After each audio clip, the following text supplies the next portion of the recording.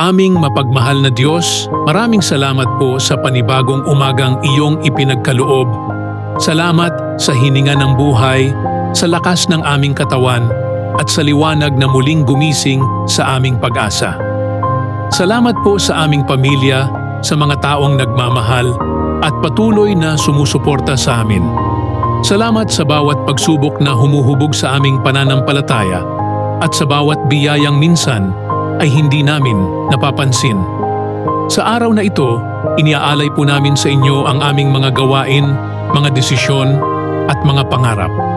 Gabayang nawa kami sa tamang landas, punuin ang aming puso ng kapayapaan, kababaang loob, at pasasalamat.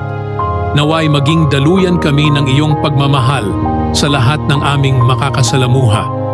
Maraming salamat po, O Diyos, sa lahat ng mayroon kami, at sa lahat ng darating pa. Amen.